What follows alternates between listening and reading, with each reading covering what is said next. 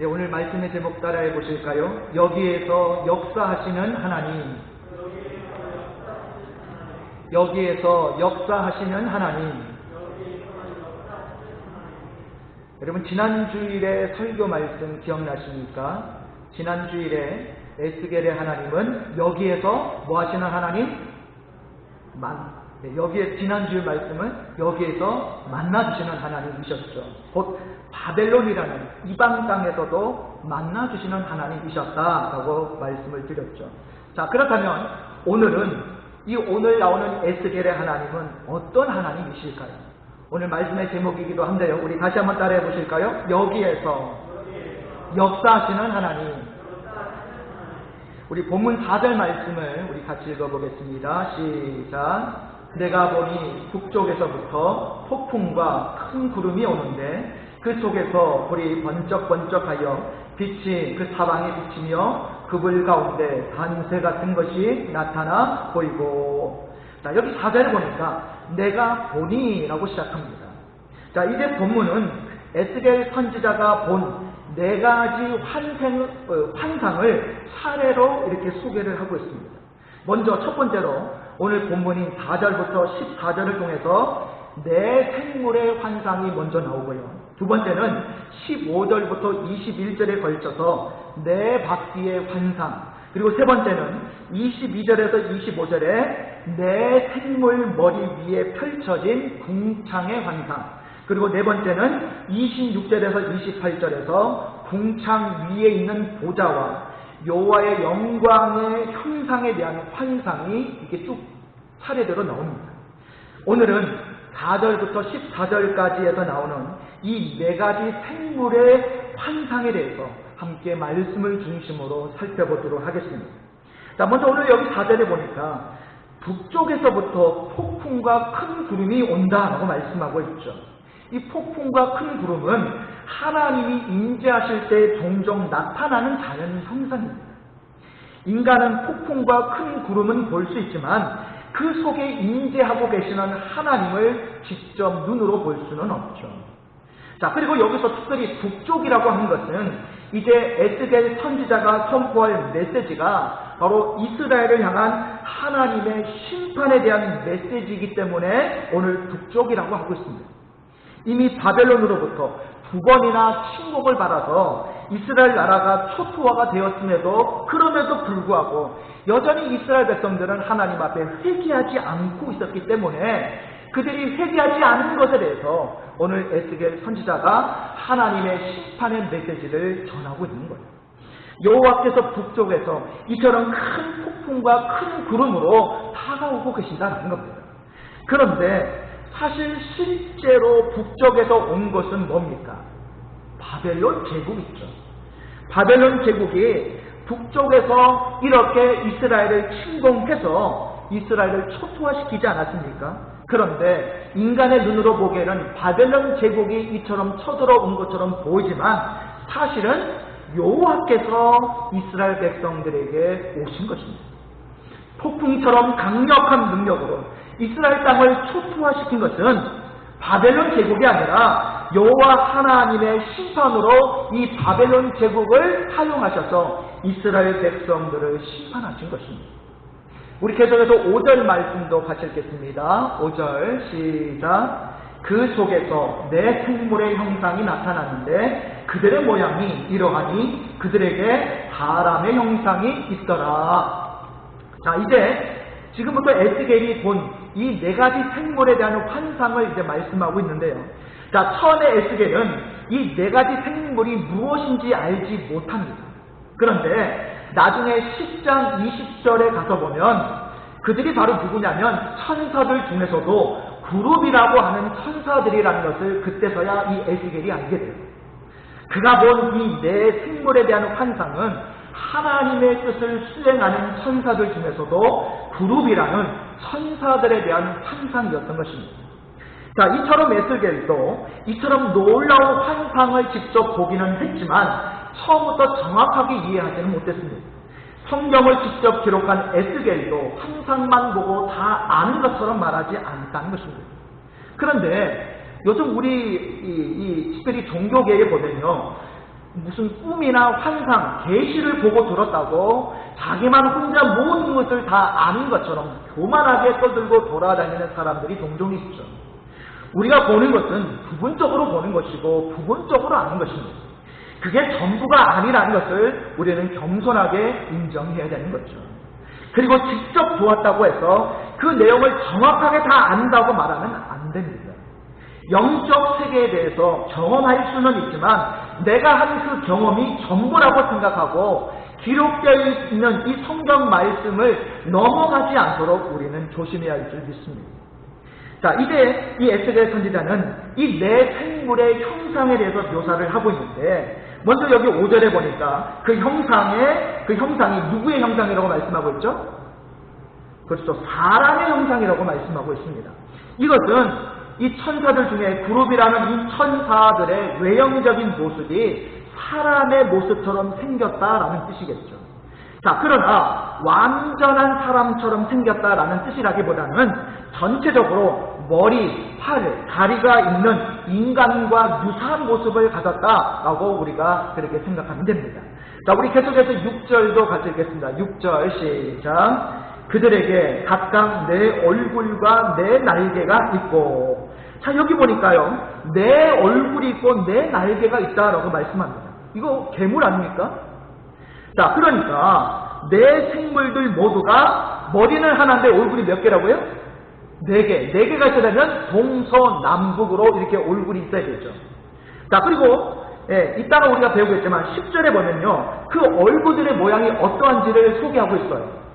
자, 앞은 사람의 얼굴이고 오른쪽은 사자의 얼굴이고 왼쪽은 소의 얼굴이고 뒤쪽은 독수리의 얼굴이다 라고 10절에 나와 있는데, 자, 왜 이런 4가지의 얼굴을 가지고 있는지 이따 10절에서 함께 살펴보도록 하겠고요. 계속해서 우리 7절을 같이 읽겠습니다. 7절 시작. 그들의 다리는 곧은 다리요 그들의 발바닥은 송아지 발바닥 같고 광낸 구리같이 빛나며. 자, 여기 보니까 이 그룹이라는 천사들의 다리가 곧은 다리다라고 말씀하는데, 이것은 인간의 다리처럼 굽혀지는 다리가 아니라 곱게 쭉 뻗은 다리다라는 뜻이에요. 그리고 발바닥을 뭐라고 묘사하고 있습니까? 송아지 발바닥 같고 광낸 구리같이 빛난다라고 말씀하고 있죠. 이것은 천사들의 다리가 하나님의 일을 수행할 때 강력한 힘으로 굳세게 감당할 능력이 있다라는 것을 말씀하고 있는 거예요. 자, 계속해서 우리 8절도 같이 읽겠습니다. 8절 시작. 그 사방 날개 밑에는 각각 사람의 손이 있더라. 그 네 생물의 얼굴과 날개가 이러하니. 자, 이제 날개에 대해서 묘사를 하고 있는데요. 자, 먼저 날개 밑에 각각 뭐가 있다고 말씀하고 있죠? 그렇죠. 사람의 손이 있다라고 말씀하고 있죠. 이것은 그들의 날개가 날 수만 있도록 그렇게 되어 있는 것이 아니라 사람의 손도 있어서 많은 일을 할 수 있는 날개이다라는 것을 말씀해주고 있는 거죠. 천사들은 이처럼 쉬지 않고 날면서 이렇게 사람의 손을 가지고 하나님의 일을 열심히 감당하고 있다라는 것을 말씀하고 있는 겁니다. 자, 우리 9절도 같이 읽겠습니다. 9절 시작. 날개는 다 서로 연하였으며 갈 때에는 돌이키지 아니하고 일제히 앞으로 곱게 행하며. 이게 무슨 뜻입니까? 자, 원문 성경을 읽어보면요, 이렇게 서로 날개 끝이 서로 맞닿아 있는 것을 지금 묘사하고 있는 말씀인데요, 이 4개의 생물의 날개가 서로 끝이 만나려면 어떻게 위치해 있어야 될까요? 자, 위에서 아래를 내려다 본다고 우리가 가정을 하게 되면, 자, 서로 등을 돌린 채 정사각형 모양을 이루게 되겠죠. 그리고 각각 생물 중에 제일 앞쪽에 있는 얼굴 4개 중에 제일 앞쪽에 있는 얼굴 모양이 바깥쪽으로 향하여 동서남북을 바라보는 모양이 된다라고 성경학자들은 이 부분을 이렇게 해석을 합니다. 자, 이렇게 서로 연결되어 어떻게 움직입니까? 여기 9절에 보니까 그들은 각각 따로 움직이지 않고 일제히 함께 움직이고 있다라고 말씀하고 있죠. 12절에도 여호와의 영의 지시를 받아서 이렇게 움직이는 것을 알 수가 있어요. 그들은 모두 자기 생각대로 움직이지 않고 하나님의 영의 인도하심을 받아서 같이 일사불란하게 함께 움직이면서 서로 협력하고 있는 아름다운 동역자로서의 모습을 보여주고 있는 거죠. 자, 계속해서 우리 10절 같이 읽겠습니다. 10절 시작. 그 얼굴들의 모양은 내세 앞은 사람의 얼굴이요, 내세 오른쪽은 사자의 얼굴이요, 내세 왼쪽은 소의 얼굴이요, 내세 뒤는 독수리의 얼굴이니. 자, 여기 그룹이라는 천사들의 이 네 가지 얼굴을 하고 있는데, 이 네 가지 얼굴을 하고 있는 이유가 뭐냐? 그것은 이 그룹이라는 천사들의 네 가지 특징을 보여주기 위함이다라는 거예요. 그러면 그 네 가지 특징이 뭐냐? 자, 먼저 사람의 얼굴을 하고 있는데 사람처럼 그들은 지혜를 가졌다라는 것을 보여주는 거예요.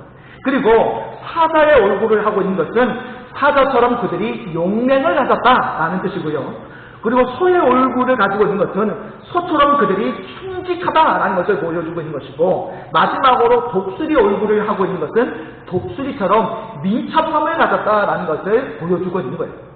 이처럼 가장 하나님 가까이에서 하나님을 하는 이 그룹이라는 천사들이 이처럼 지혜와 용맹과 충직함과 민첩함이라는 이 균형 잡힌 실력을 갖추고 하나님의 일을 감당하고 있다라는 것을 말씀하고 있는 겁니다.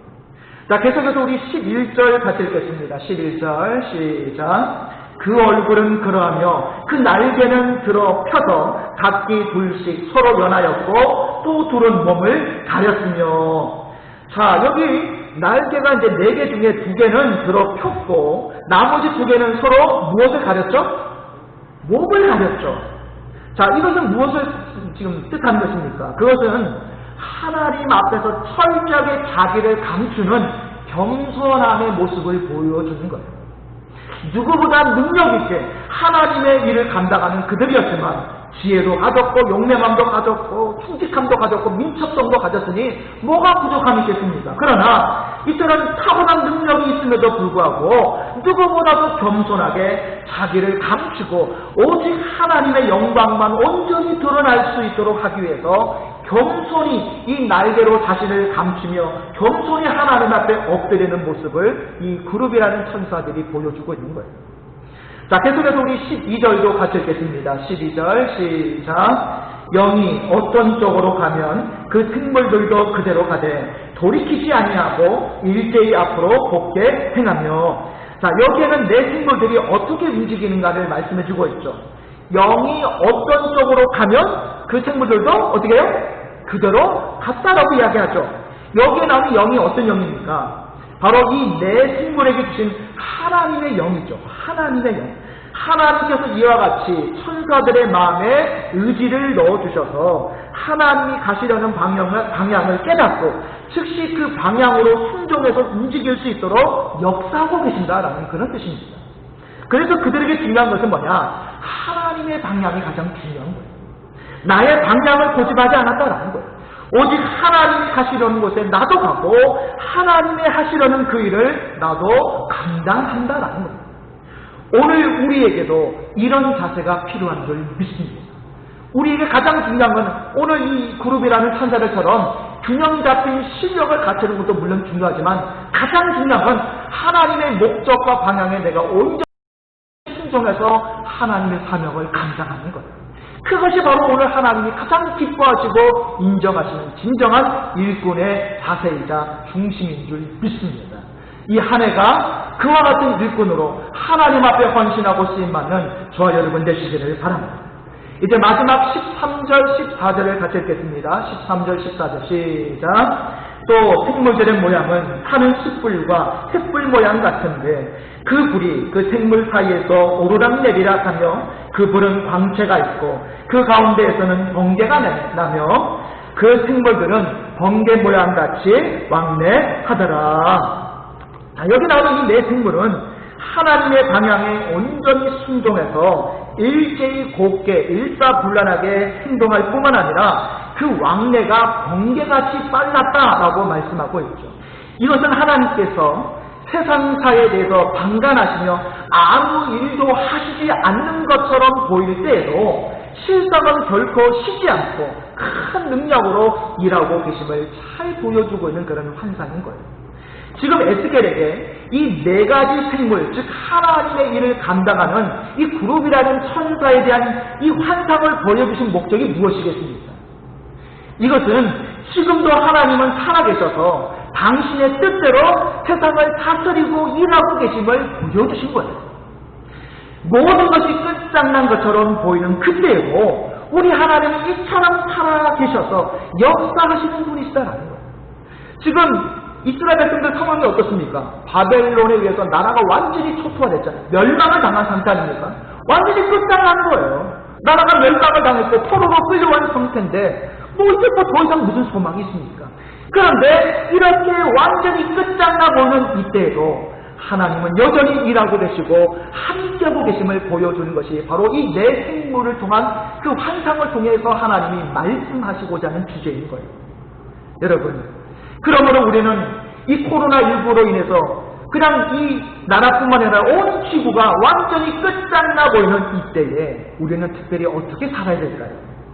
두려운 현실 앞에 절망하며 살지 말라라는 것입니다. 지금도 하나님은 살아계셔서 우리와 함께하고 계신다는 사실을 잊지 말라라는 거예요.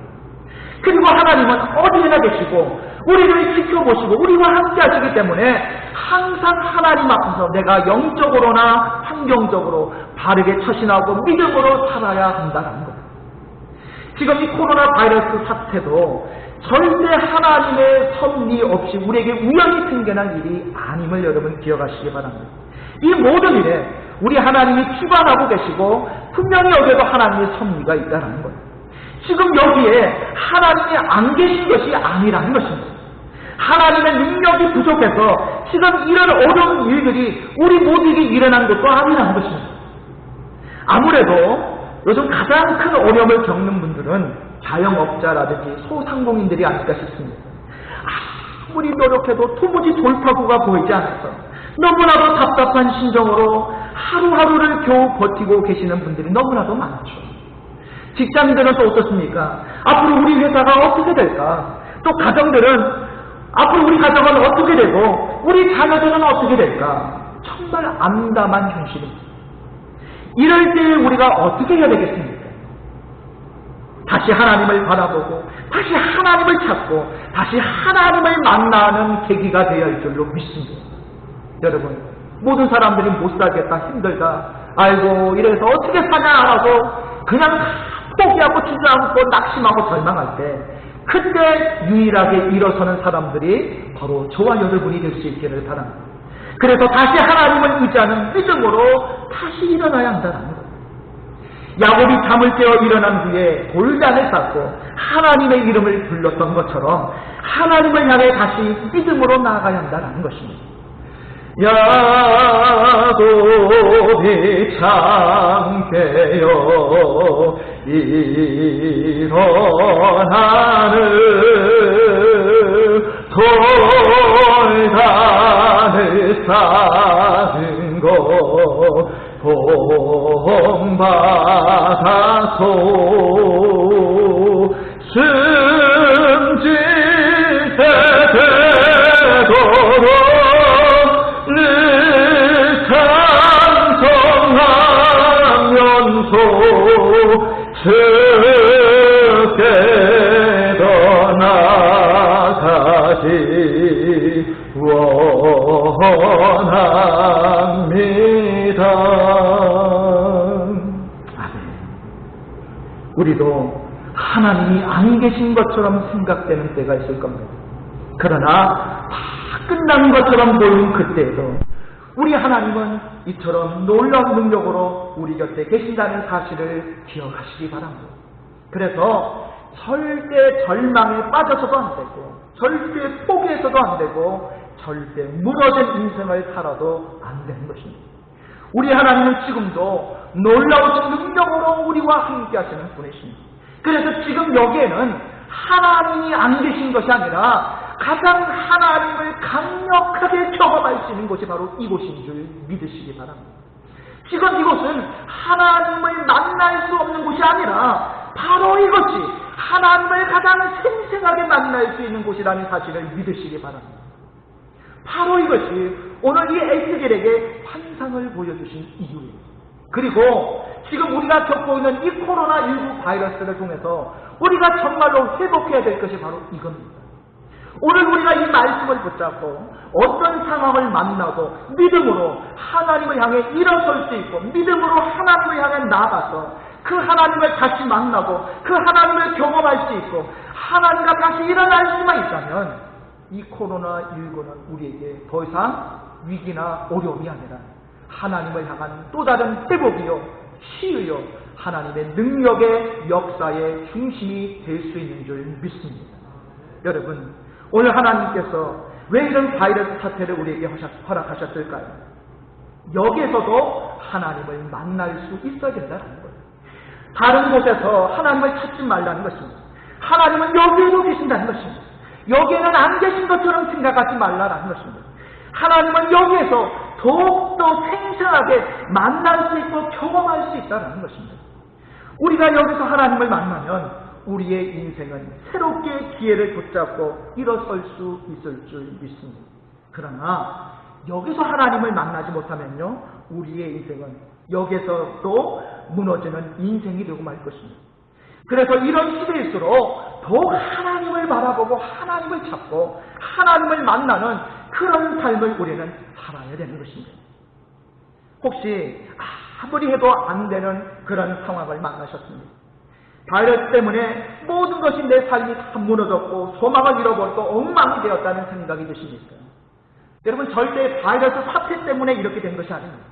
지금도 살아계셔서 우리에게 일하고 계시는 전능하신 그 하나님을 내가 경험하지 못했고 만나지 못했기 때문에 지금 이런 문제가 생긴 겁니다.